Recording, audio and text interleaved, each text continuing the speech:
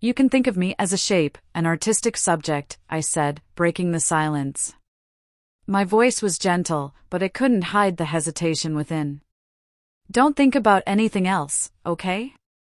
Alex looked up, his eyes resting on my face. A flicker of appreciation flashed in his gaze, but I also saw something else, a conflict, a struggle I couldn't quite name. You don't have to tense up, he said, his voice low yet carrying a softness I hadn't heard from him before. Just be natural. I gave a faint smile, trying to mask the unease rising within me. I'm not used to being a model. Alex fell silent, his expression shifting to something more serious. But you're doing it very well. You have a presence, something different.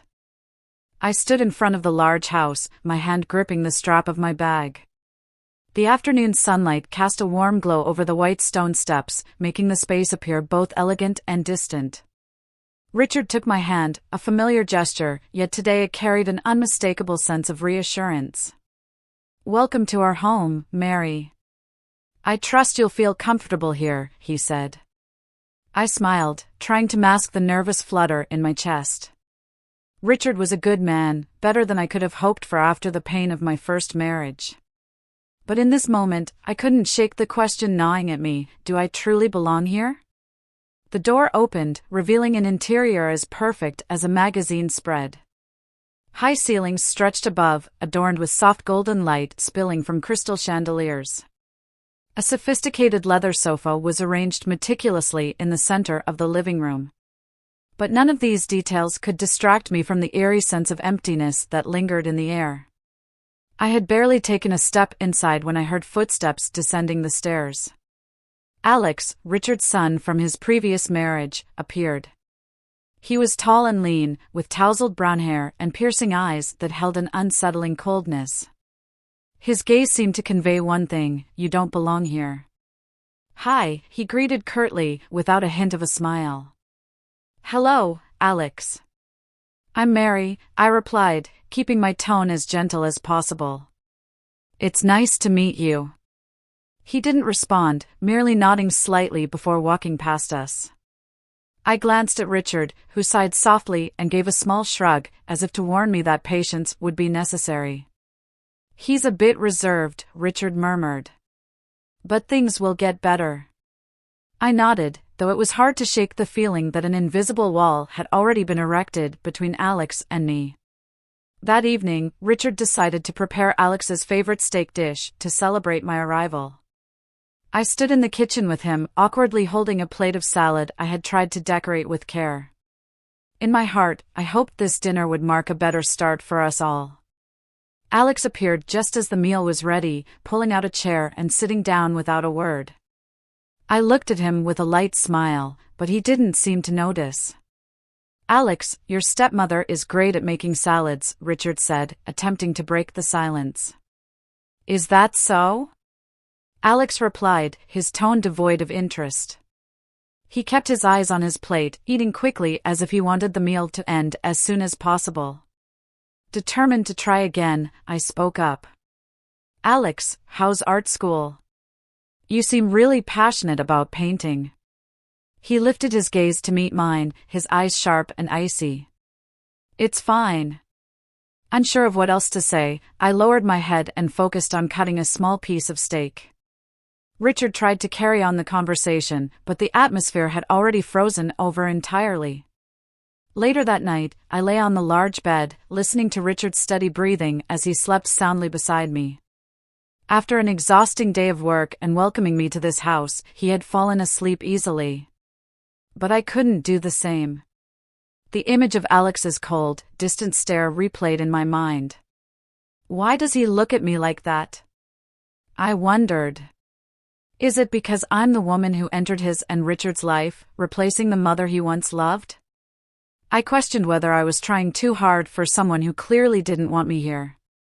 The moonlight streaming through the large window cast a faint glow across the room. The dim light wrapped around me like a quiet reminder of the uncertainty I felt.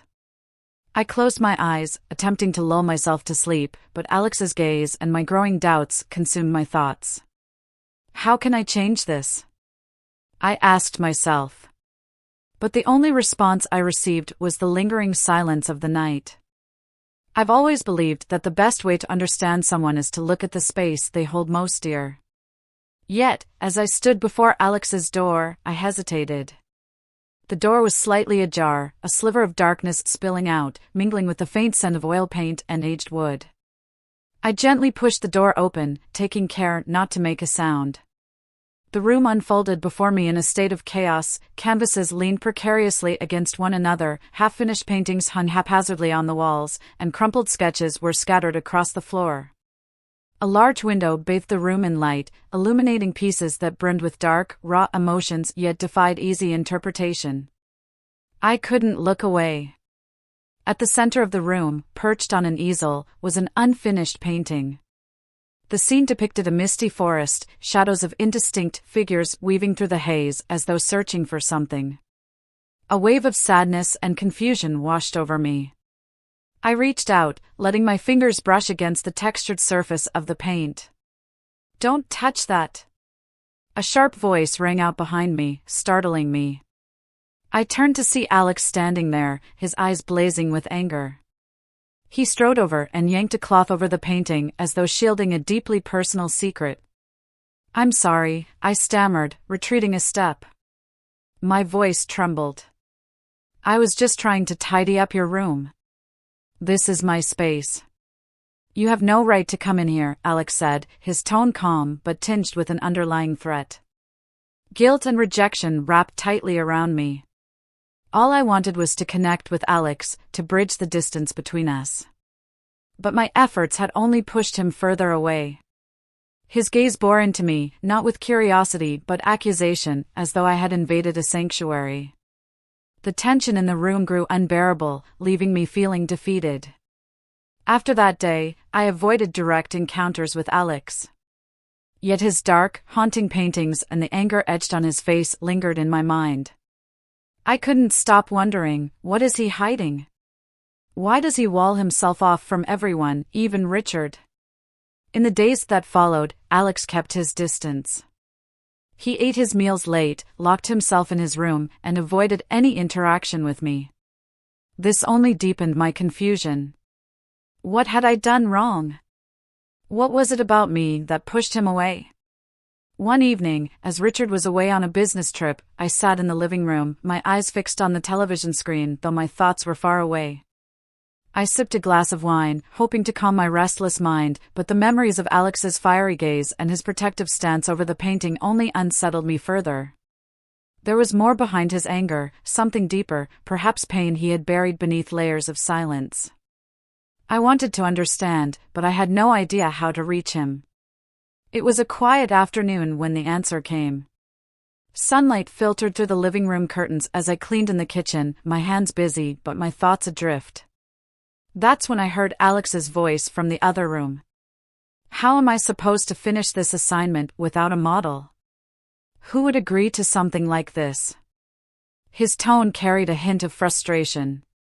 A pause followed before he muttered, "I can't afford to hire a professional model, and the professor insists on authenticity in the piece." I froze, the dish towel slipping from my hand into the sink. His words replayed in my mind, like waves crashing repeatedly against the shore. Alex needs a model.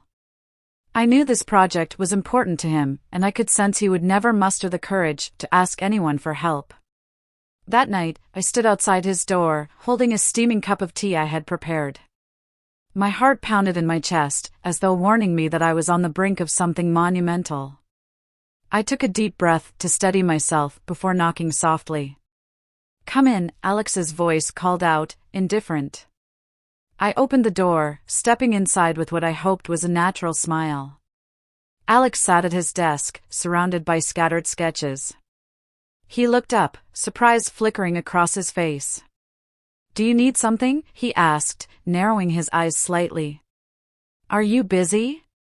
I replied, searching for a way to begin. "Not really." "What is it?" He closed his sketchbook almost defensively. I placed the tea on the desk and took a seat across from him. The warm light of his desk lamp illuminated his face, revealing a mixture of exhaustion and frustration. I overheard you earlier, I began, keeping my tone calm. If you need a model for your project, I could help. Alex froze, staring at me as if he hadn't heard correctly. You're serious? He asked, his voice laced with disbelief. Yes, I said firmly, holding his gaze. I want to help you finish your assignment. It's just art, isn't it? Alex let out a short, humorless laugh. You think this is normal? This isn't just a typical portrait, you know that, right? You don't need to worry about me, I continued, ignoring the nervous flutter in my chest.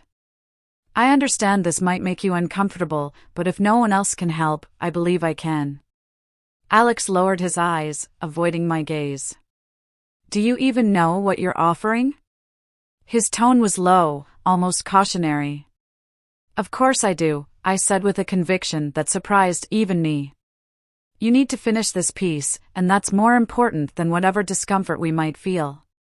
He drummed his fingers lightly on the desk, his expression wavering as though an internal battle raged within him.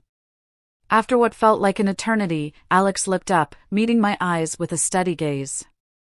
If you're sure about this, then, fine, he said, his voice firm but tinged with reluctance. But only because of the assignment. Nothing else. Only for the assignment, I echoed, nodding. I understand.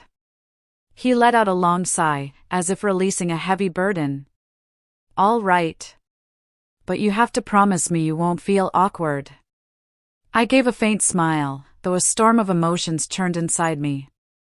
I knew I was stepping across a boundary, but I also believed that this act might be the key to breaking through the wall between us. Alex's studio had never looked so pristine. Gone were the leaning canvases and scattered papers, in their place was a meticulously arranged setup that felt more like a ceremonial space than an artist's workspace.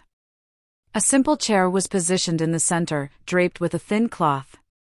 A spotlight illuminated the area, emphasizing its role as the focal point. Alex stood in the corner, clutching a paintbrush. His gaze darted away whenever it met mine, as though he were struggling to maintain composure. I entered, trying to project confidence. For someone who had always embraced her own body without shame, the idea of undressing before Alex, my stepson, elicited a nervousness I hadn't anticipated. Take a seat, Alex said, his voice low and tinged with hesitation. He avoided looking directly at me, his eyes instead fixed somewhere near my feet. Sure, I replied, keeping my tone light as I settled into the chair. The cool fabric of the cloth pressed against my skin, sending a small shiver through me.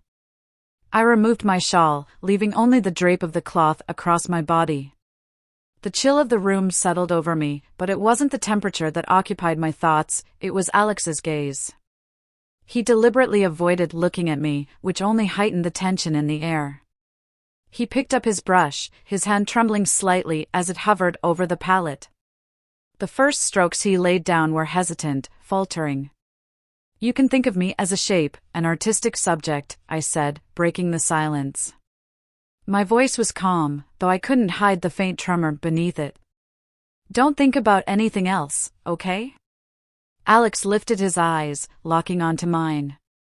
There was a flicker of gratitude in his gaze, but beneath it, I saw something more, something conflicted and unspoken.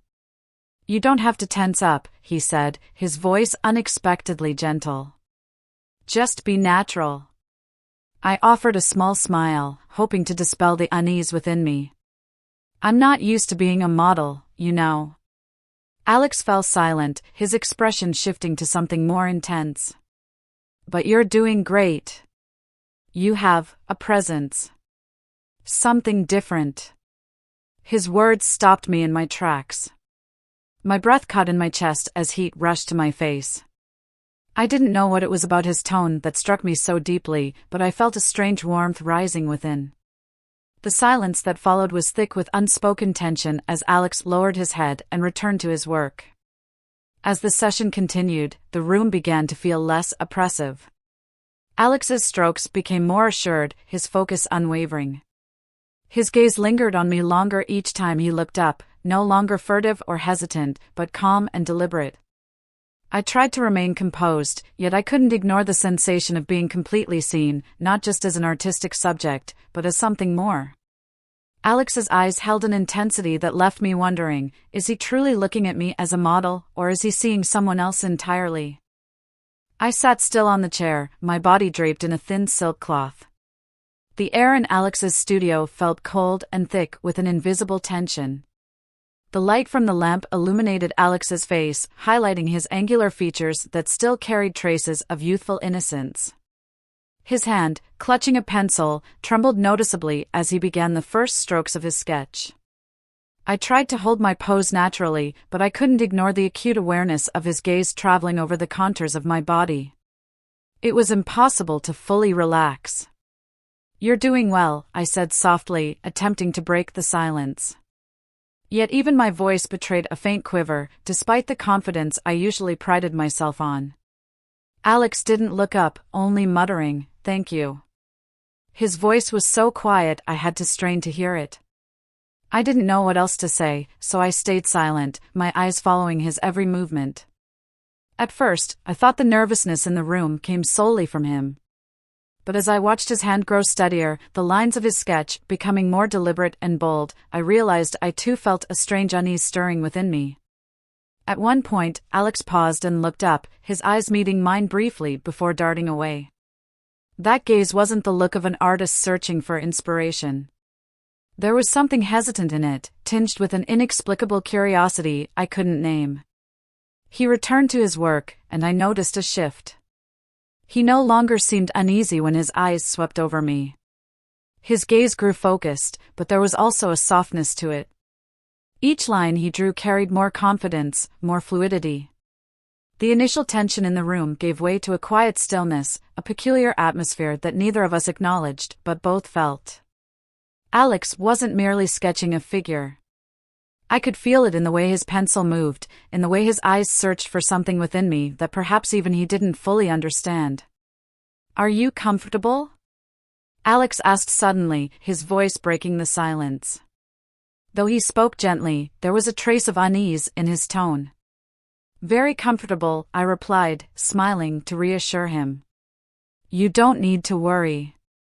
He nodded slightly, but his hands hesitated for a moment before resuming.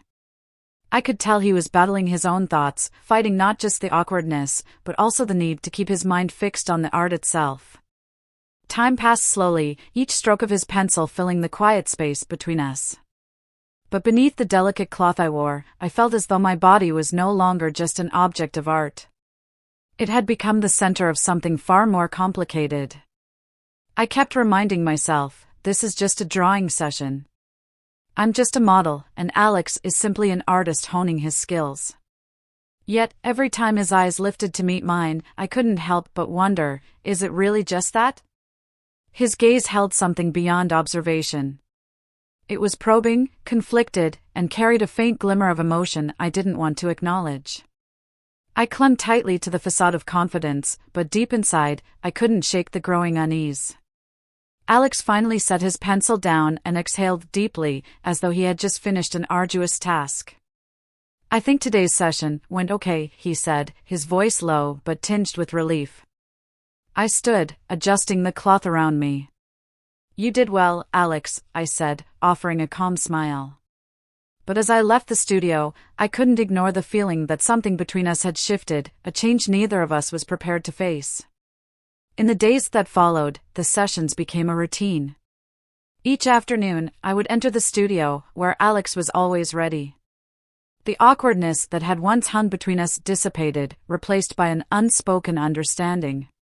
But the silence in the room was not empty, it carried a weight I couldn't quite define. Alex grew more at ease, no longer avoiding my gaze as he once did.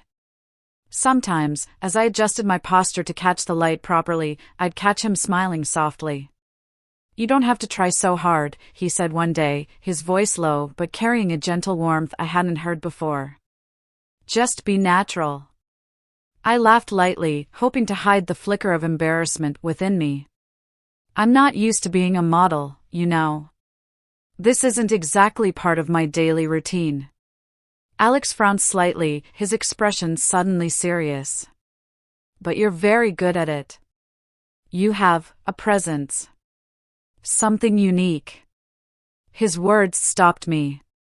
My breath caught, and a faint warmth rose to my cheeks. I didn't know what it was about his tone that struck me, but I felt a subtle yet undeniable shift in the air. An awkward silence settled between us before Alex returned to his sketch, while I turned my gaze away, trying to mask the turmoil building inside me. After each session, Alex would clean his tools in silence. But I noticed how his eyes would occasionally flicker toward me. Those glances no longer carried the coldness or detachment I remembered from our first meeting. Instead, they held a strange mix of gentleness and conflict. I tried to convince myself not to read into it, that this was simply a professional relationship between an artist and his model. But as the days went on, it became harder to ignore the changes between us. One afternoon, as Alex sketched, he spoke up unexpectedly. "Do you ever feel like you have something no one else does?" I looked up at him, startled by the suddenness of his question. "What do you mean?" He paused, his pencil hovering over the paper. His eyes met mine, filled with an inner struggle. "I don't know. Maybe it's your confidence, your strength. But sometimes, I also see loneliness." His words struck me, and for a moment, I was at a loss. I managed a faint laugh, hoping to deflect the emotion rising within me. "I think everyone feels lonely at some point, Alex." He nodded, but said nothing more. The silence returned, broken only by the soft scratching of his pencil against the paper. I began to feel a shift within myself. I tried to keep a safe distance from Alex, reminding myself that I was only helping him with his assignment. But the truth was, every time I entered his studio, I felt a faint thrill, a nervous anticipation. My heart would beat faster whenever our eyes met, and that terrified me. I didn't want to admit it, but something was growing between us, something that shouldn't exist. And as much as I tried to deny it, I couldn't help but ask myself, what am I doing? Is this really just about art, or is it becoming something far more dangerous? That night, the rain pattered softly on the roof, droplets tapping against the windows like faint knocks. The sound was subtle, yet it amplified the coldness of Alex's studio. The dim light from his desk lamp cast a warm glow, barely softening the stark atmosphere of the cluttered room filled with unfinished canvases. The session had just ended, and Alex was bent over his palette, cleaning brushes and organizing his tools. I stood by the door, a thin shawl draped loosely over my shoulders. My mind wavered between the relief of finishing the session and an inexplicable feeling stirring within me, something that stretched beyond paint and canvas. "Alex," I said softly, my voice almost lost in the sound of the rain. He looked up, his eyes meeting mine with an expression that was quiet but deeply introspective. "I'm the one who should be thanking you," he said, his voice blending seamlessly with the rain outside. "Without you, I don't know how I could have completed this assignment." I offered a faint smile. "I just did what I could. But thank you for trusting me." He didn't reply immediately. Instead, he lowered his gaze, his hands moving slower as he adjusted the canvases on the floor. There was a deliberate hesitance in his movements, as though he were waiting for something to fill the silence. I turned toward the door, ready to say goodnight and leave, but just as my hand touched the doorknob, Alex's voice broke through the quiet. "Mary." I froze. It was the first time he had ever called me by my name, not the usual you or ma'am. There was something about the way he said it, soft yet laden with weight, that made my chest tighten. I turned around, my eyes locking onto his. His gaze was intense, burning with an emotion I couldn't decipher. "What is it, Alex?" I asked, my voice trembling slightly. He stepped closer, each step slow and deliberate, as though testing the air between us. The tension in the room thickened, making every breath feel heavy. "You know," he began, his voice low but steady. "You're different from anyone I've ever met." My heart clenched at his words, though I tried not to show it. "What do you mean?"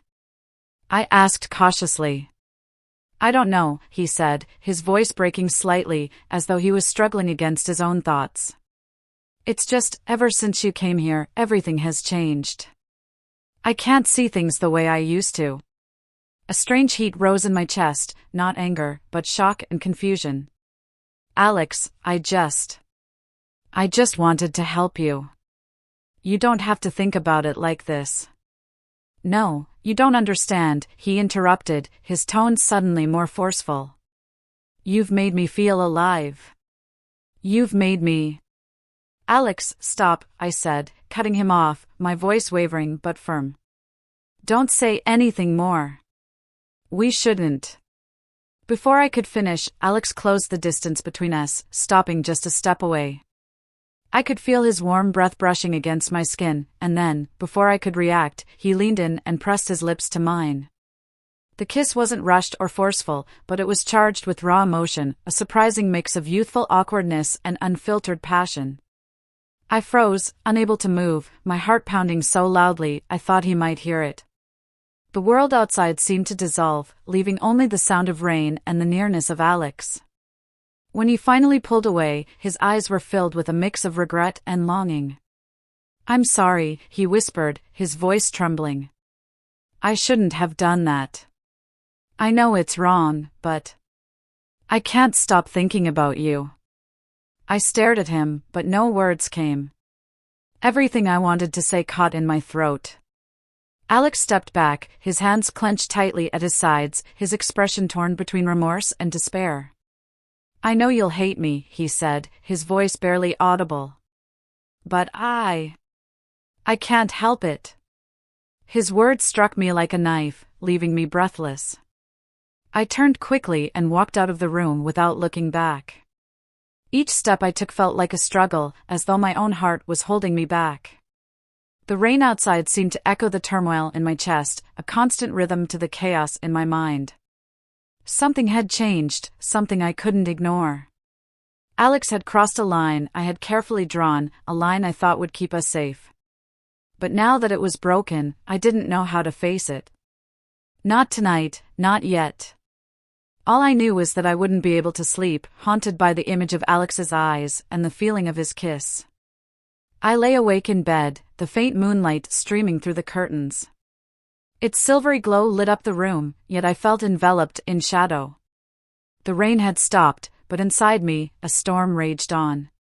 I couldn't erase the memory of Alex's gaze, his eyes so tender and intense, as though they held an unspoken confession. And his kiss, it lingered on my lips, a fire quietly smoldering, burning down the walls I had spent so long building. I closed my eyes, trying to calm my racing thoughts, but I couldn't escape the painful truth. In that fleeting, forbidden moment, I had felt alive, seen not as a wife, not as a stepmother, but as a woman. I turned onto my side, my hand unconsciously brushing my lips. What am I doing? I asked myself, but the silence offered no answer. The next morning, pale sunlight filtered through the curtains, offering little warmth. I went to the kitchen, determined to find normalcy in routine, making coffee, preparing breakfast. But every creak of the house made my heart jump, every sound tightening the knot of anxiety in my chest. Then Alex appeared in the doorway, his hair slightly disheveled, his expression uncertain. He didn't meet my eyes, but offered a faint nod of acknowledgement. Good morning, he said softly. Good morning, I replied, my voice barely audible even to myself. I avoided looking at him, afraid that his gaze might unravel the fragile composure I was clinging to.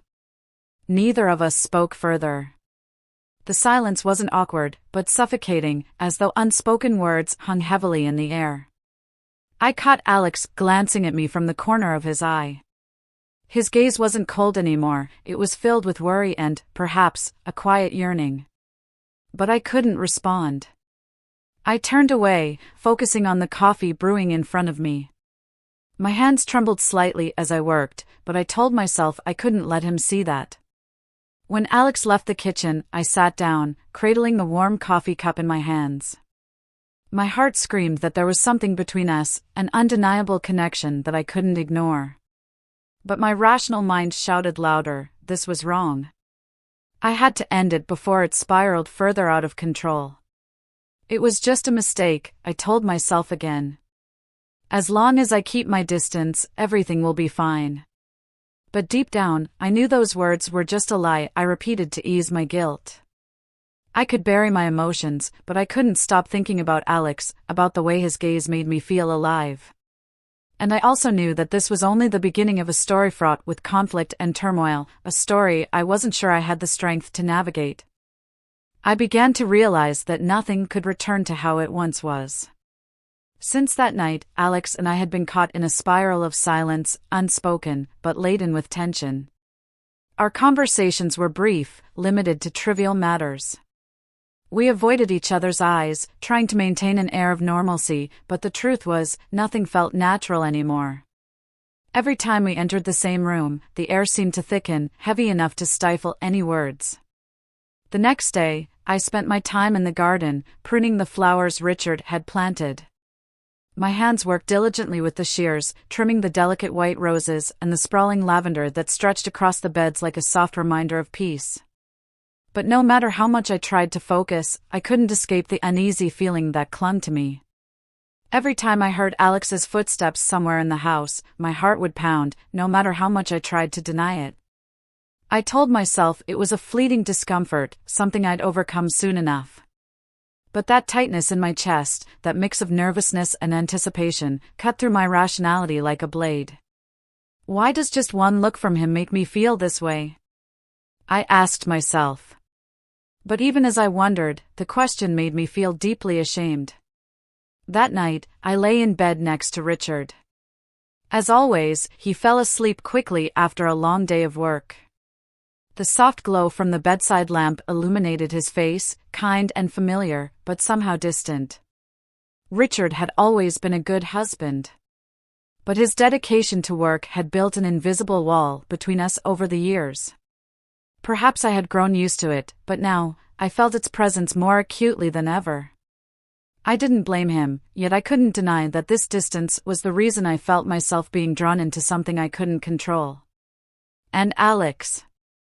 Alex made me feel alive in a way I hadn't felt in years.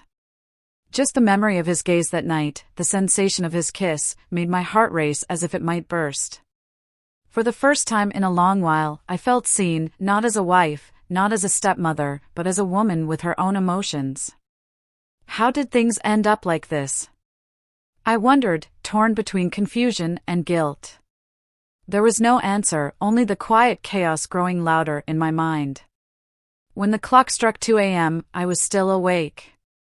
I turned to look at Richard, guilt rising like a tide in my chest. But even as I thought of him, my mind couldn't push away the image of Alex. I asked myself, was this just a momentary lapse, or something I would never escape from? And once again, the question fell into the endless silence of the night. A week passed since that fateful night, and the tension between Alex and me remained. The distance between us was palpable, yet unspoken. But one day, he approached me with a request to resume the painting sessions for his assignment. I hesitated, but I couldn't say no. It was the only way to cling to the fragile pretense of art that we both desperately clung to, as though it could salvage everything. The studio was bathed in the golden light of the afternoon, the sun streaming through the large windows and illuminating every detail, the easels, the palette, and the unfinished canvases. When I entered, Alex stood in the center of the room, his eyes meeting mine with a focus I couldn't ignore. Gone was the nervousness or awkwardness from before. Instead, his gaze carried a quiet determination that left me unable to look away. "Are you okay?" he asked, his voice deeper than usual, as though he were testing the waters of my emotions. "I'm fine," I replied, avoiding his eyes. I was afraid that if I looked too long, I'd reveal things I was trying to hide. Alex nodded slightly, then gestured to the chair in the center of the room. I sat down slowly, adjusting the thin cloth around me, trying to maintain an air of composure. But the truth was, my heart was racing uncontrollably. The session began as usual. Alex focused on the canvas before him, but I noticed his gaze lingered on me longer each time he looked up. The silence between us was no longer the awkwardness of strangers, but a heavy, emotional quiet, as though each of us was listening to the other's unspoken thoughts. Each time I shifted my posture, I felt Alex's eyes on me, memorizing every detail, every curve.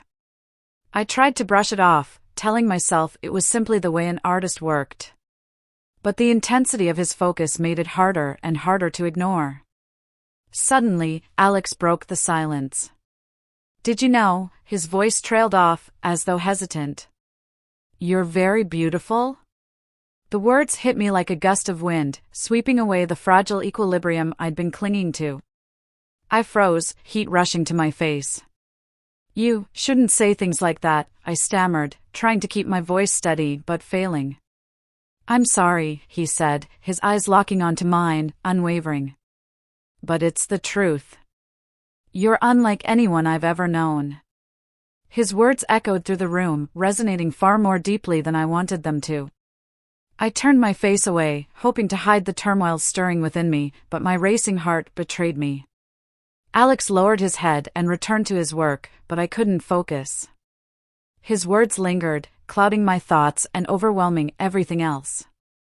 I knew I should say something to draw a clear boundary between us, but no words came. Instead, I sat there, feeling the weight of his gaze and the lingering power of his words. And in that moment, I couldn't deny the truth any longer. Despite my best efforts to suppress it, something had grown between us. Something I shouldn't feel, but couldn't ignore. After the session, Alex gently draped the shawl back over my shoulders. His movements were steady, deliberate, but there was a peculiar care in the way he did it that I couldn't ignore. He gathered his art supplies in silence, while I stood by the window, gazing out at the garden. The flowers Richard had planted still bloomed beautifully, yet to me, they no longer symbolized peace as they once had.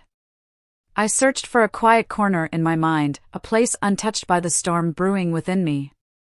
But it was futile. That peace had long left me, perhaps from the moment Alex's eyes first met mine in the studio. "Mary." Alex's voice, low and deliberate, broke through my thoughts, pulling me back to the present. I turned to see him standing there, his usual confidence replaced by a complex expression. His gaze was intense, deep, as though he wanted to say something words couldn't convey. "Have you ever thought that life doesn't always go the way you want it to?" he asked. His voice was soft, tinged with an honesty that made it impossible for me to deflect. A heavy sadness settled in my chest. "Of course," I replied, keeping my tone steady. "But that doesn't mean we have the right to do what's wrong, Alex." He didn't argue immediately. Instead, his eyes seemed to probe mine, searching for understanding, or perhaps the sympathy he desperately hoped for. The room grew so quiet that I could hear the gentle patter of rain outside the window. "I don't want to make things harder for you," he said finally, his voice hoarse, breaking the silence. "But I can't stop thinking about you." I froze, fear and anxiety washing over me. Instinctively, I stepped back, trying to put some distance between us. "Alex, you shouldn't," I began, but my words were cut short by the unwavering determination in his eyes. "I know this is wrong," he interrupted, his voice trembling but filled with a passion that was impossible to ignore. "But I can't control it. You make me feel alive, truly alive. It's a feeling I've never had before." His words pierced through me like a dagger. I wanted to deny them, to push him away, but his gaze, so painfully sincere, held me captive. Alex took a step closer, and the space between us diminished to the point where I could feel his breath against my skin. "I don't expect you to feel the same," he said, his voice breaking. "I just want you to know how much you mean to me." My heart raced, and my rational mind screamed at me to end this now, to stop everything before it spiraled out of control. But under Alex's gaze, every thought dissolved. I could feel the depth of his pain in every word he spoke, and it was a pain I couldn't bring myself to dismiss. "Alex," I whispered, his name trembling on my lips. "We can't keep doing this. I'm your stepmother. This is a mistake." "I don't care what you are," he said firmly, without hesitation. "I only know that I can't pretend nothing happened." I don't want you to feel alone. You deserve to be loved. His words left me speechless. In that moment, I couldn't move, couldn't speak. I stood there, caught between my heart and my conscience, each pulling me in opposite directions. I don't know what I decided, or if I decided anything at all. It was as if the moment had taken on a life of its own, pulling me into its current. Alex moved closer, his gaze ablaze with a raw intensity that couldn't be restrained. And before I realized what was happening, he leaned in, his lips meeting mine, not with hesitation or uncertainty, but with an overwhelming honesty that shattered every barrier I had built within myself. I didn't resist. Or perhaps, I didn't want to. I let myself be carried away by the emotions, letting every thought be drowned out by the tenderness Alex poured into that kiss. His arms wrapped around me, holding me tightly, as though afraid that letting go would mean losing something irretrievable. The room was so silent I could hear the rhythmic thudding of my heart, fast, erratic, and out of sync.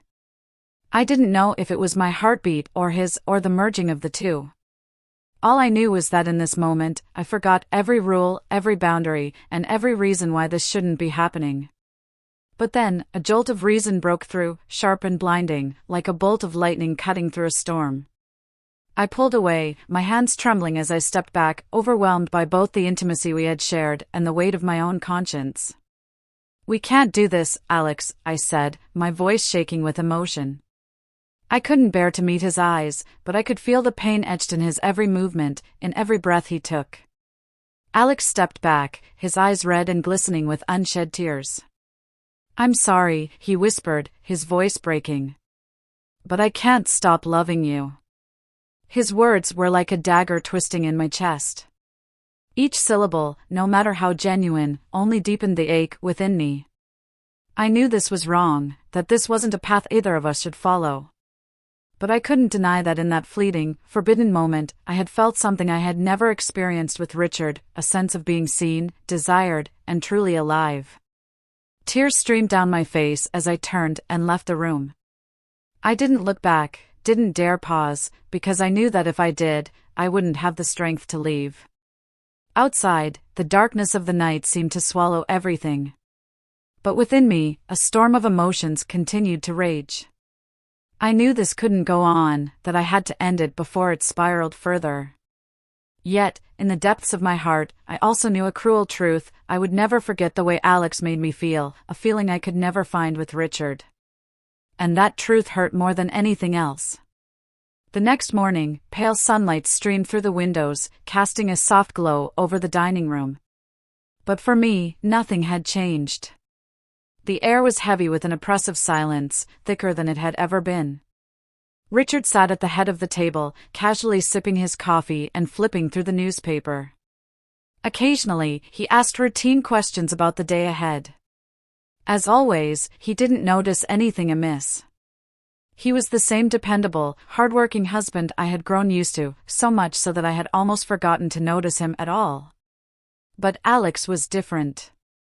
He sat across from me, quiet, pushing his cereal around the bowl without taking a bite. Though he seemed focused on his food, his eyes, seemingly by accident, often drifted toward me.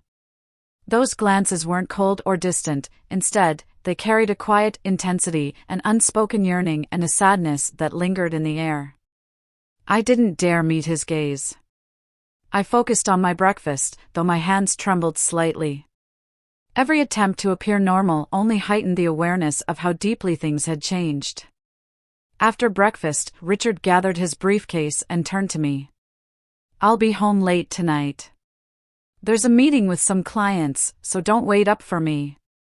I nodded and smiled reflexively, but inside, I felt nothing but emptiness. Alex remained seated even after Richard left. His eyes followed me as I left the kitchen, his silent presence speaking volumes that words never could. In the bedroom, I closed the door behind me and stood before the mirror.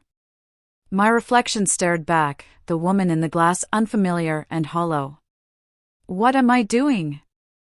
I whispered, my voice barely audible over the quiet despair in the room. My hair was neatly styled, my face still held the features Richard once admired, but I no longer felt like the person he had married. Since that night, I had crossed a boundary I could never return from. But I also knew I couldn't let this continue. I had to choose. I could end this now, walk away from the dangerous pull Alex and I had toward each other. I could bury my feelings and return to the life I had chosen with Richard, a life of stability and quiet comfort. It wouldn't be perfect, but it would preserve the fragile foundation of our family. Or I could give in, risk everything for a connection that felt more real than anything I had ever known. Alex had awakened something in me that I didn't think still existed. But choosing him would mean losing everything else. I closed my eyes and sighed deeply. There was no easy choice. No matter what I decided, the cost would be immense. But I also knew that time wouldn't wait for me to decide. Whatever path I chose, it would change everything, for me, for Alex, and for Richard. The atmosphere in the house grew heavier with each passing day, like a spring wound too tightly, teetering on the edge of snapping.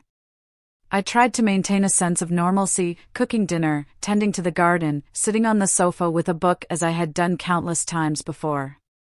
But I couldn't deny that everything had changed since the moment I let Alex kiss me. The silence between us was no longer the distant separation of strangers. It had become a palpable tension, like a fragile rope stretched so taut that a single touch might cause it to snap. Every step I took past Alex, every glance he stole toward me, carried the undeniable weight of something unnamed yet deeply felt. Richard, oblivious to the turmoil brewing, noticed nothing unusual. He remained the dependable husband, busy with work and often traveling for business. He wasn't home long enough to sense the subtle shifts within me, within Alex, and within the precarious dynamic between the three of us. He trusted me, a trust that should have brought me comfort, but now only deepened my guilt. Evenings were the hardest. I would sit on the sofa, pretending to focus on a book or a movie, but my thoughts were elsewhere. The glow of the television flickered across the room, but I couldn't pay attention to the screen. I felt Alex's gaze from across the room, a steady, unrelenting stare that seemed to await something I couldn't define. One night, as I turned my head, I accidentally caught his eyes. Alex stood in the corner of the room, his back leaning against the wall, hands tucked into the pockets of his hoodie. The light from the television cast a faint glow on his face, sharpening the intensity of his gaze. He didn't look away, didn't flinch. His eyes weren't hesitant or afraid. Instead, they held something I didn't want to acknowledge, an unspoken plea, a confession left unsaid, and a patient yearning that unsettled me. I quickly dropped my gaze, pretending not to notice. My hands turned a page in the book I wasn't reading, but the words blurred into meaninglessness. My heart pounded uncontrollably, each beat echoing in my chest as if trying to drown out my thoughts. I tried to shake the feeling, to suppress it, but it lingered, growing stronger. The darkness in the room seemed to thicken, enveloping both Alex and me. I didn't know what to do, what to say, or even what to feel. All I knew was that each time I caught his gaze, my resolve crumbled, leaving behind an unease that gnawed at my conscience. I told myself it was nothing, a fleeting mistake, and that things would return to normal. But deep down, I knew that everything had changed, not just in this house, but within me.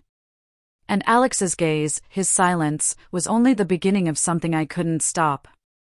That evening, rain poured heavily, drumming against the windows in a relentless rhythm. The house was eerily quiet, save for the sound of the storm and the occasional gust of wind slipping through the cracks. Richard had texted earlier, saying he would stay in the city overnight for an unexpected meeting. I read his message and exhaled, feeling an odd mix of relief and dread. I sat on the sofa, the warm light of a lamp casting soft shadows across the walls. An open book rested in my lap, unread, as my mind drifted aimlessly between the steady patter of rain and the uneasy stillness of the house. Alex entered the room suddenly. He wore a gray sweater, his hair slightly damp, as though he had just been outside. The soft light highlighted his angular features, making him seem older, more serious than usual. "Can't sleep?" he asked, his voice gentle but tinged with concern. I startled slightly, looking up at him. "No," I replied, trying to sound casual. "The rain always makes me restless." Alex walked closer without a word and placed a cup of tea on the table in front of me. The steam curled upward, carrying the soothing scent of chamomile. "I thought you might need this," he said, taking a seat across from me. I wrapped my hands around the cup, letting its warmth seep into my cold fingers. But the tea did little to ease the tension in my chest. "Thank you," I murmured. The room fell silent again, save for the rain's rhythmic melody against the roof. I avoided Alex's eyes, but I could feel them on me, steady and unyielding. "Are you happy?" he asked suddenly, his voice breaking through the quiet. The question hit me like a thunderclap, striking a part of me I had been trying to ignore. I stared into the tea, its steam brushing against my face as my chest tightened. "Happy?" I echoed, the word foreign on my tongue. "I have a good husband, a stable life. Isn't that enough?" Alex studied me, his eyes searching mine as though trying to decipher the truth behind my words. "But I don't think that's what you really want," he said, his voice steady and sure, as though he were stating an undeniable fact. His words left me frozen. I couldn't respond. He was right, painfully, undeniably right. I had a life many would envy, a devoted husband, a beautiful home, stability. But deep down, I knew it wasn't enough to make me truly happy. I glanced up at Alex. His expression was serious, his gaze unwavering, as though waiting for me to admit what we both already knew.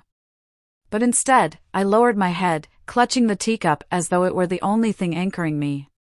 Alex said nothing more, but I could feel his eyes on me, their weight pressing into my thoughts.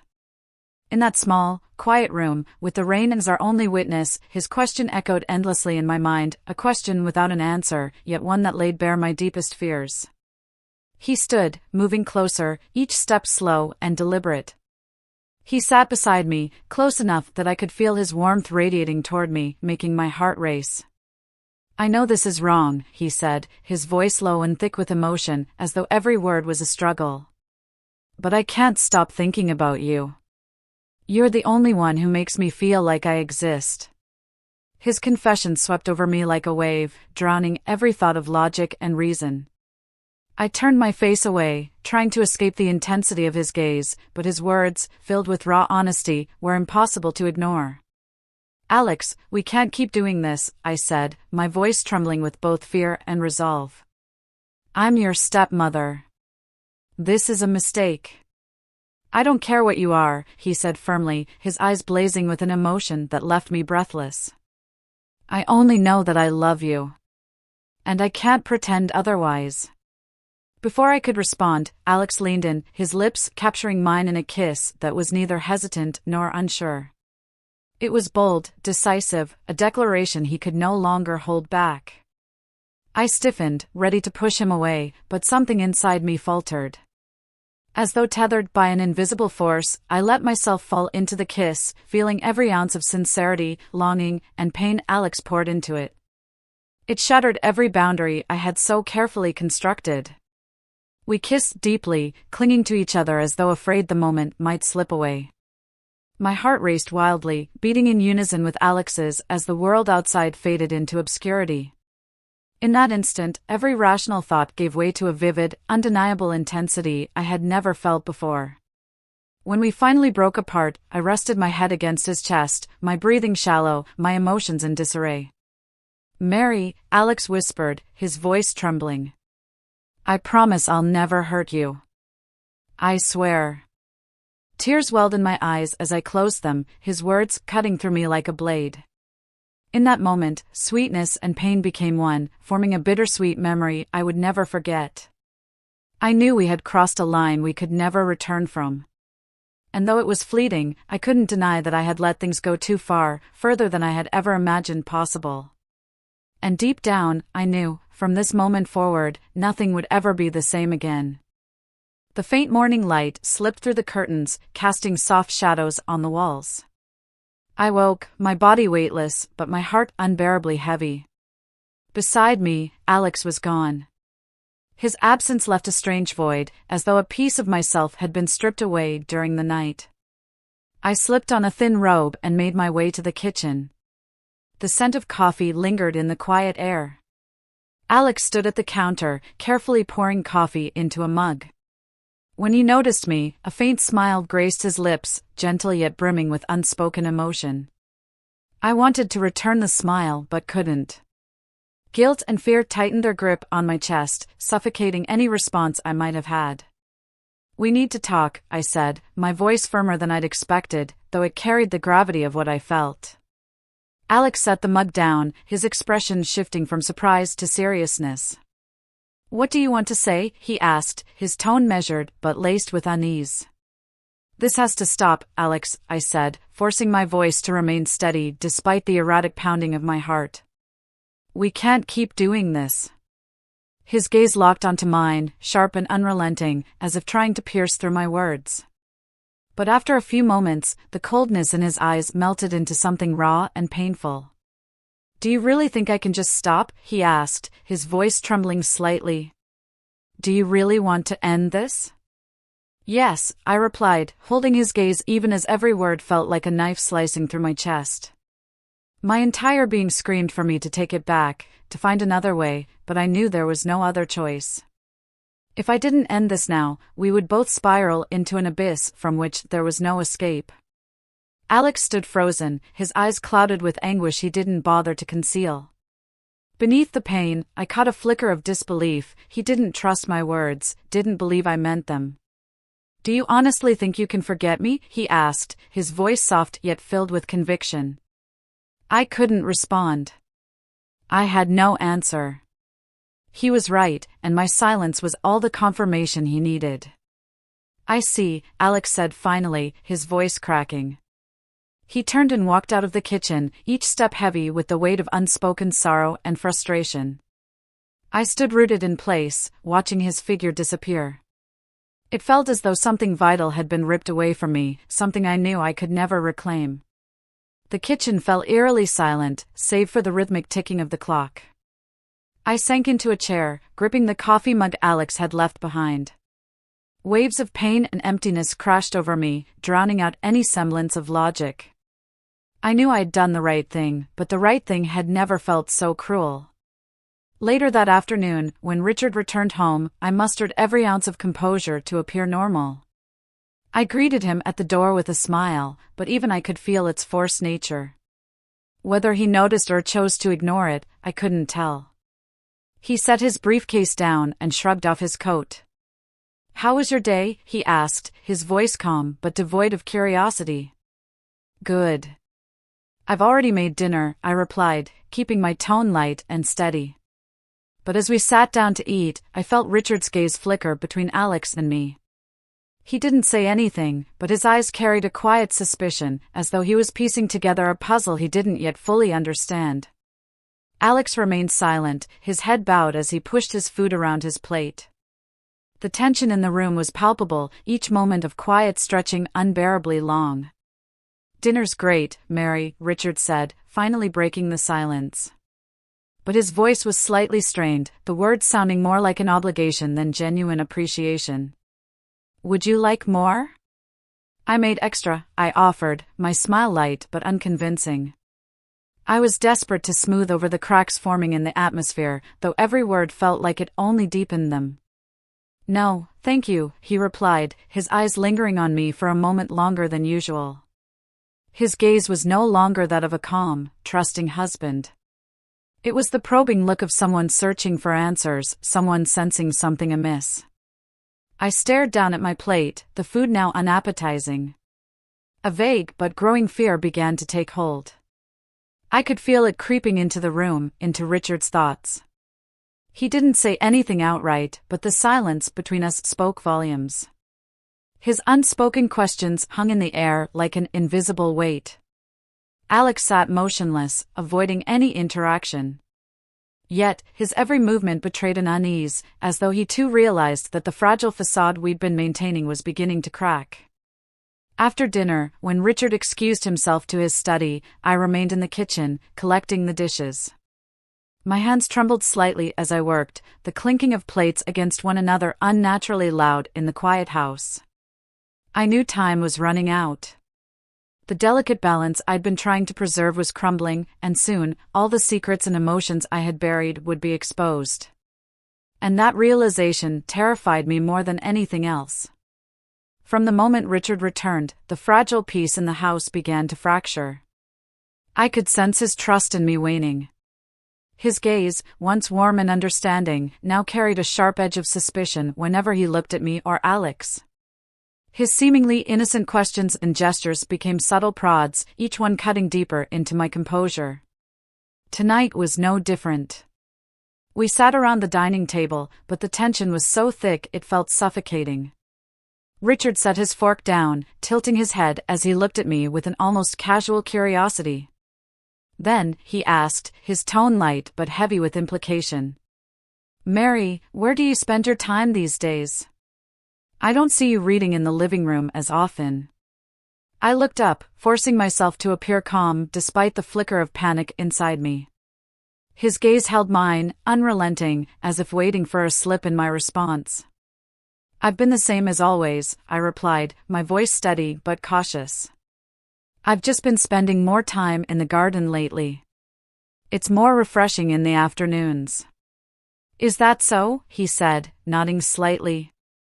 A faint smile appeared on his lips, but it lacked the warmth of his usual expressions. His eyes never left mine, as though he was trying to read the truth beneath my words. Alex sat silent throughout the meal, his head bowed, eyes fixed on his plate. He didn't contribute to the conversation, nor did he glance up even once. But his silence only made the atmosphere heavier, more stifling. I knew Alex was trying to avoid attention, making himself as invisible as possible. Yet his withdrawal only seemed to heighten Richard's suspicion. I saw Richard's gaze flicker to Alex briefly before returning to me, his expression unreadable but his silence louder than any words he could have spoken. By the time dinner ended, Richard maintained his composed demeanor, but I could sense the storm brewing beneath the surface. He didn't confront me directly, but the change in his gaze, the subtle shift in his tone, all pointed to one thing: he was beginning to piece things together. I felt exposed, as if every secret I'd tried to bury was being dragged out into the open, bit by bit. Alex left the table first, quietly retreating to his room without a word. I watched him go, my chest tightening with dread. I knew this silence couldn't last forever. Sooner or later, Richard would demand answers, and I wasn't sure I had any to give. I lingered in the kitchen after dinner, busying myself with the dishes as a way to avoid the thoughts swirling in my mind. But deep down, I knew that this fragile balance was on the verge of breaking. And once it did, everything I'd been trying to protect would come crashing down. The late afternoon sunlight streamed through the kitchen window, casting a golden hue over the room. I stood at the counter, slicing vegetables for dinner, hoping to find some solace in the routine. But the fragile sense of calm shattered when Richard appeared in the doorway. His expression was unlike anything I'd seen before. Gone was the warmth and gentle concern that usually characterized his demeanor. In its place was something cold, sharp, an icy determination that sent a chill through me.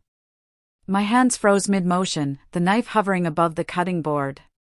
In his hand was something I hadn't expected: Alex's painting. The one of me.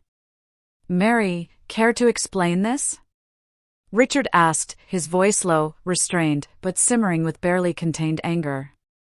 I stared at the painting, unable to look away. My body felt paralyzed, my blood turning to ice as the weight of the situation bore down on me. The room seemed to shrink, the walls closing in. "Richard." My voice faltered, trembling as I tried to form an excuse. "This is Alex's school project. I was just helping him."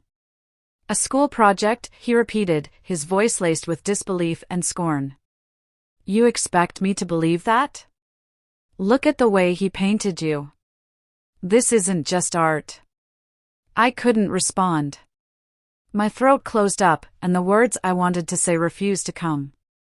His accusation wasn't a question, it was a verdict. And I knew any explanation I gave would only deepen his suspicion. "Where is Alex?" Richard demanded, his tone cutting through the air like a blade. He's in his room," I whispered, my voice barely audible. I couldn't think of anything else to say.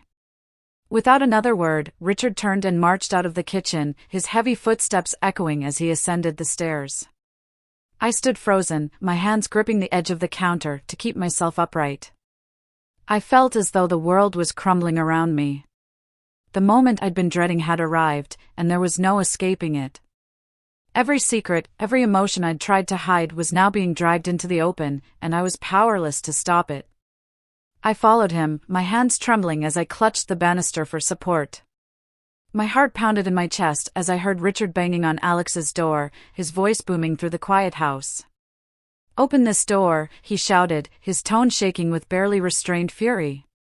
The door creaked open, and Alex's calm voice drifted down the hall. "What's going on, Dad?" Richard didn't answer immediately. I heard his footsteps enter the room, followed by the sound of paper hitting the floor. "What is this?" Richard's voice was louder now, raw with anger and betrayal. "Explain this to me." I didn't need to see it to know he was holding the painting.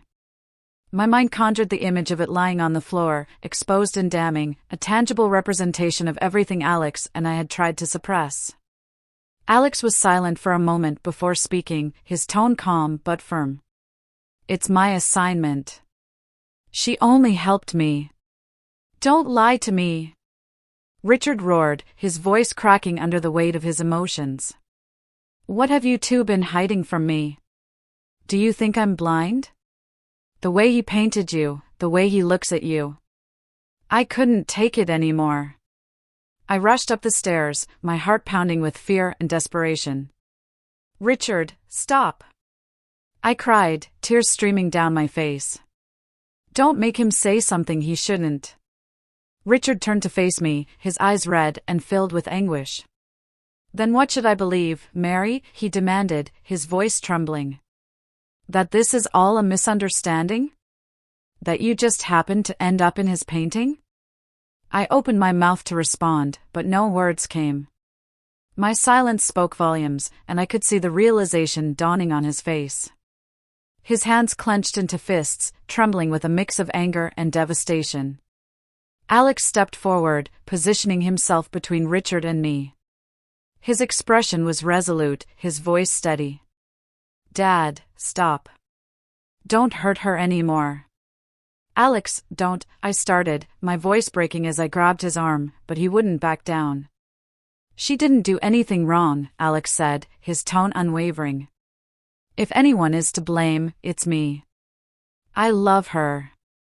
That's the truth." His confession hit like a thunderclap. The house fell silent, the weight of his words reverberating through the walls. Richard stood frozen, his eyes wide with shock and disbelief. His hands trembled as he stared at Alex, then at me, as if searching for some way to deny the truth. I felt my world collapse around me. My heart ached with a pain I couldn't describe, a mix of guilt, regret, and an unbearable sadness. Everything I had feared, everything I had tried to prevent, had come to pass. Richard turned and left the room without another word. I wanted to call out to him, to stop him, but my voice caught in my throat. I stood there, trembling, as Alex's eyes met mine, filled with sorrow and quiet resignation. As Richard's footsteps faded down the stairs, I knew nothing would ever be the same again. The fragile ties that bound us as a family had been irrevocably severed. Richard said nothing more. He turned and walked away, his heavy steps echoing on the wooden staircase. His figure disappeared into the shadows, leaving Alex and me standing in the hallway, trapped in an oppressive silence that seemed to swallow the entire space. I watched his retreating back, wanting to run after him, to explain, to say something, anything, that might ease his anger and pain. But my feet felt as though they were glued to the floor. Guilt and despair held me in place, their weight pressing down on me, robbing me of the strength to move. "Mary," Alex's voice broke the silence behind me, drawing me back to the present. His tone was raw, filled with anguish. "I'm sorry." I turned to face him, my eyes meeting his tear-filled gaze. His face, flushed and streaked with emotion, looked like that of a child who had made an irreparable mistake. I knew he was sincere, that he was hurting just as much as I was. But it didn't lessen the crushing weight of guilt in my chest. "No, Alex," I said, my voice trembling, barely audible. "Don't apologize. This is my fault, not yours." Alex shook his head, his eyes burning with a mixture of defiance and pain. "You don't need to blame yourself," he said, his voice quivering but resolute. "I knew this was wrong, but I couldn't stop loving you." He took a step closer, his movements deliberate yet weighted by an inner turmoil etched across his face. "You're the only one who makes me feel like I exist," he said, his hands clenching tightly at his sides, as though bracing himself against the torrent of emotions threatening to overwhelm him. "Alex, no," I said, shaking my head as I stepped back, desperate to maintain some distance between us. The air around us felt stifling, every breath a struggle. "We can't do this. I can't hurt Richard anymore." Alex stood still, his eyes filled with a devastating mix of hurt and resignation. "You don't love him, do you?" he asked, his voice trembling as though the question had been waiting for this moment to be voiced. I didn't answer. I couldn't. The words caught in my throat, and all I could do was look at him as tears streamed down my cheeks.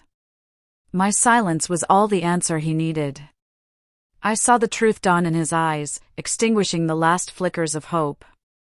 Alex turned away, his shoulders trembling slightly as he struggled to contain his emotions. "I understand," he said softly, his voice breaking. "I won't push you. But I'll never stop loving you." His words cut through me like a blade, leaving a wound that would never fully heal. I stood frozen, watching as Alex walked away, his steps heavy as though carrying the weight of an entire world collapsing around him. The silence that followed was deafening. It pressed down on me, filling every corner of the house with an unbearable stillness. I knew it was over, but the events of that night had left scars that neither of us would ever forget.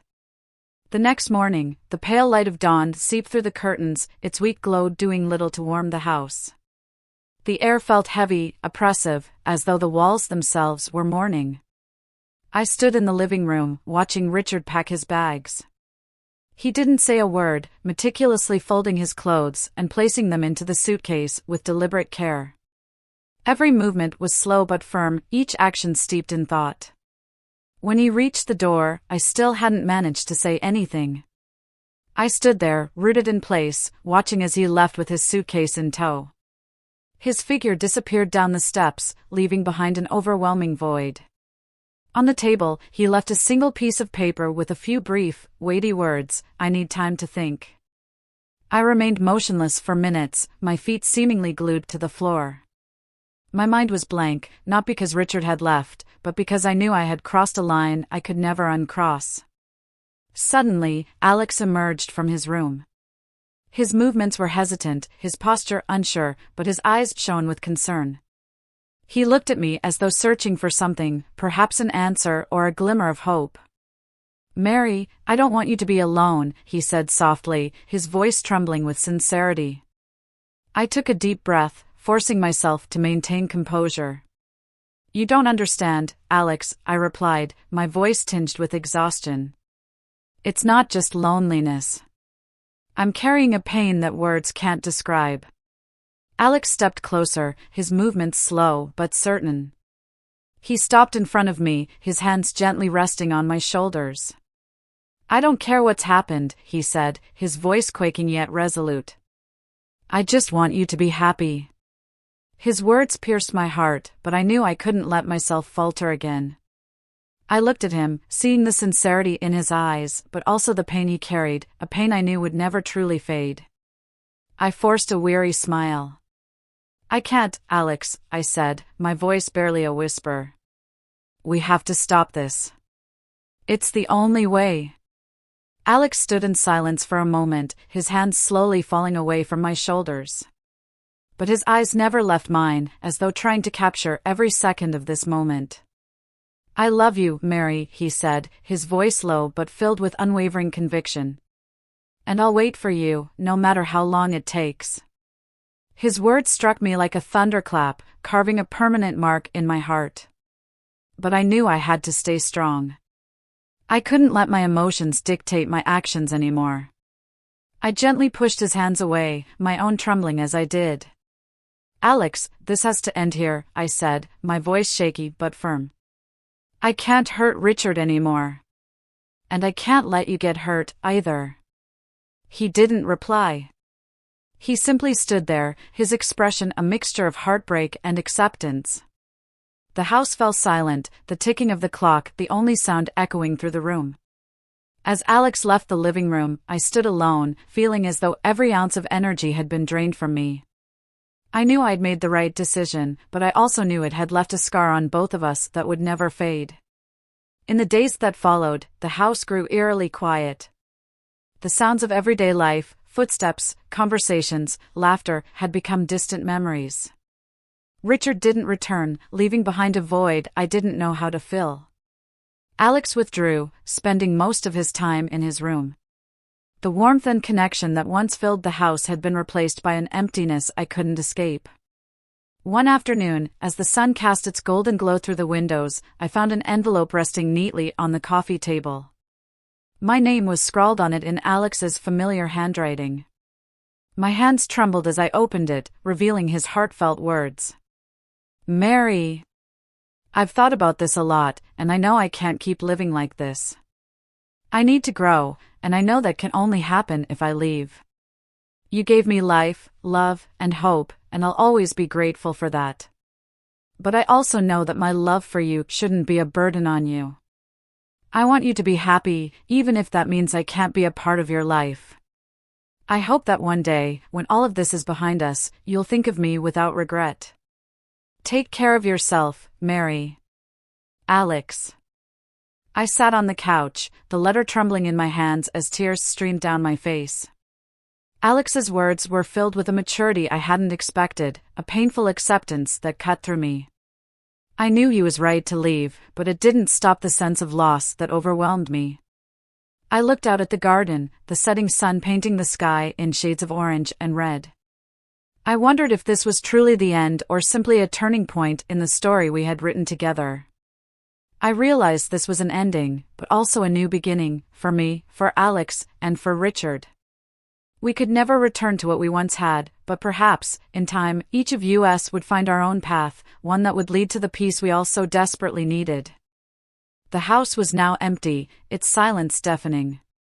There were no more echoing footsteps on the wooden floor, no more half-spoken, tension-filled conversations.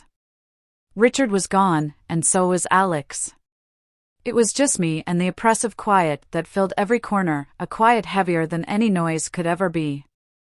I spent most of my days in the garden. The flowers Richard once tended to with such care were now wilting, their petals scattered across the ground in a somber, fragile beauty. I meticulously picked up each fallen leaf, watered the fading plants, as if nurturing them could somehow fill the growing void within me. But the truth was, the emptiness gnawed away at me incessantly. In the evenings, I sat on the porch, gazing out at the distant horizon. The soft hues of the setting sun painted the sky in shades of orange and pink, its brilliance filtering through the trees. But to me, the beauty brought no peace or warmth. I felt adrift amidst nature's vibrancy, an aching contrast to the desolation inside me.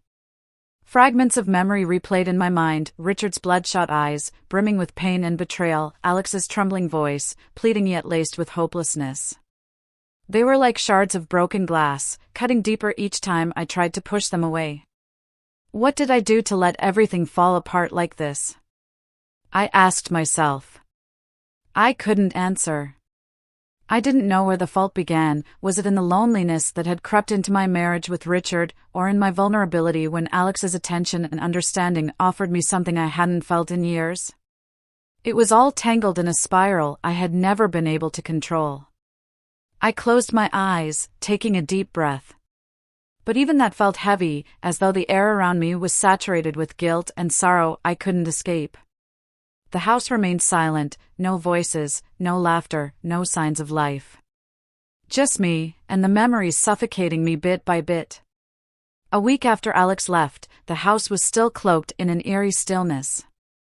I tried to fill the void with daily tasks, cleaning, tending the garden, reading, but nothing could erase the emptiness within. That afternoon, I received a letter from Alex. A plain white envelope, his handwriting familiar yet tinged with a slight clumsiness. My hands trembled as I opened it, pulling out the letter and reading the words he had written. Mary, I hope you're doing well. I know I've made everything more complicated and caused you pain. But if I didn't express my feelings, I would have regretted it forever. I don't expect you to forgive me, but I want you to know that everything I felt was real. I've decided to move to a new place where I can focus on myself and my art. I want to find myself again, to step out of the shadows I've let consume me. I will always remember you, but I understand that your happiness will never include me. Thank you for everything. Alex. I folded the letter, clutching the paper tightly as if the pain within the words was seeping into my skin. Tears streamed down my cheeks, and I didn't wipe them away. The raw honesty of Alex's letter was too much to ignore, too deeply felt to suppress. Alex had grown, I realized. His words carried a maturity I hadn't seen in him before, a sense of acceptance and resolve. But it was precisely this clarity that deepened the void his absence left behind, a void I knew could never be filled. I sat quietly, the fading sunlight casting long shadows across the room. The letter remained in my hands, its words echoing in my mind. He was right, my happiness could never include him. But that didn't make it any less painful to let him go. I looked out at the garden, where the flowers continued to wither with time. Perhaps, like those flowers, the feelings Alex and I had shared were not meant to last. But for a fleeting moment, they had blossomed with a brilliance and truth I would never forget. One peaceful morning, the sun shone through the leaves, illuminating the droplets of dew on the flowers. I held a watering can, letting the water flow gently over the petals. The tranquility was interrupted by the sharp ring of the phone on the porch table. I set the can down, wiping my hands before picking up the receiver. My heart skipped a beat when I heard the familiar voice on the other end.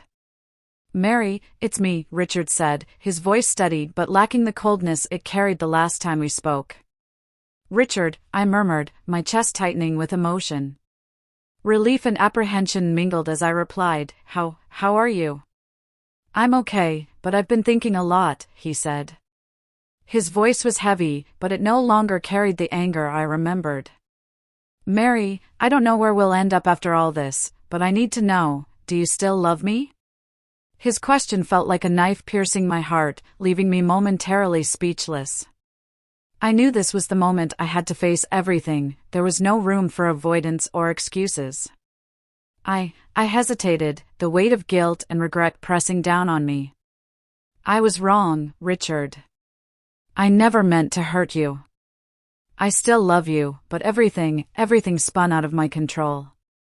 There was a long pause on the other end, the silence stretching to the point of suffocation. Finally, Richard spoke, his voice low and exhausted. I need more time, he said. But if you want to fix this, I think we need to start over, honestly. I gripped the phone tightly, clinging to the fragile thread of hope in his words.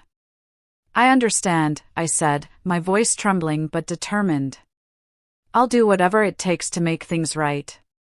Richard didn't say much more, offering a brief goodbye before ending the call. I stood there, emotions coursing through me, tears slipping down my cheeks, not from sadness, but from the faint relief of knowing I still had a chance to mend what was broken. I placed the phone down and turned to the garden. The sunlight continued to shine, but this time, I felt a glimmer of hope warming the edges of my heart. I knew the road ahead would be hard, but if I wanted to heal, it had to start now, with honesty, patience, and the will to move forward. A few weeks later, Richard agreed to meet me at a quiet cafe tucked in the corner of the city. The space was warm, with the scent of coffee and the glow of soft lighting setting a calm tone. But my heart refused to settle. When Richard walked in, I looked up to meet his gaze. The coldness was gone, replaced by a deep sadness I knew I had caused. We sat across from each other, 2 steaming cups of coffee between us, the silence laden with unspoken words. I want us to be honest, Mary, Richard said, his voice steady but firm. Do you still want this marriage? I took a deep breath, steadying myself. Richard, I've thought about this so much, I began, meeting his eyes. I want to continue, but only if you can forgive me. Without that, we can't move forward. Richard nodded slowly, his gaze lowering to the coffee in his hands. He held the cup tightly, as though seeking strength. Forgiveness isn't easy, he said, his tone heavy. But if you truly want this, I'll try. His words felt like a light breaking through the darkness that had enveloped us. Relief and determination swelled within me. I knew this was only the beginning of a long journey, but it was a start. We left the cafe together, the golden glow of the setting sun casting long shadows on the streets. The future remained uncertain, but at least I had a chance to rebuild, to heal, and to rediscover the love that had once been the foundation of our marriage. Months later, I received an unexpected invitation from Alex. He was holding a solo art exhibition, showcasing works inspired by the rawest emotions of his life. Holding the invitation in my hands, I felt a mix of emotions, but knew I couldn't refuse. The gallery was alive with light and soft conversation. As I walked in, Alex's paintings seemed to draw me in, each brushstroke imbued with life and depth. Pain, struggle, and glimpses of hope radiated from every canvas. Each piece seemed to narrate a journey, one that I had witnessed and been a part of. In the corner of the gallery, a large painting commanded attention. As I approached, I recognized myself in the image, draped in a shawl, light accentuating every curve and contour with grace. Yet, instead of vulnerability, the painting exuded strength and elegance, a delicate but profound tribute. Below the painting, a small inscription read, "To them who helped me find myself." I stood before the painting, my heart swelling with warmth. Memories and emotions surged back, but this time, they didn't hurt. They felt like a chapter finally closing, ending in the most beautiful way. Richard and I began to rebuild, one step at a time. It was a slow process, but we were both committed. We stopped dwelling on the past, focusing instead on restoring trust brick by brick. One day, I received another letter from Alex. It was brief, but each word carried weight. Mary, thank you for teaching me about love, sacrifice, and responsibility. I wish you nothing but happiness. I'll always hope for the best for you. I sat in the garden, where the flowers were blooming once again, reading his words. Alex's simple message filled me with a quiet sense of peace. While life hadn't turned out perfectly, I knew I had made the right choices, to move forward, to forgive, and to let go of the past. The sky above was a clear blue, sunlight filtering through the leaves. I closed my eyes, letting the breeze carry my thoughts. Not every story ends perfectly, but sometimes, closing them with dignity and care is what matters most. Life is a series of mistakes, lessons, and opportunities to grow. If this story has resonated with you, support our channel by subscribing, liking this video, and sharing it with those who might find meaning in it. Together, let's create and share stories that inspire, teach, and heal, stories that remind us all of the beauty in beginnings, endings, and the choices in between.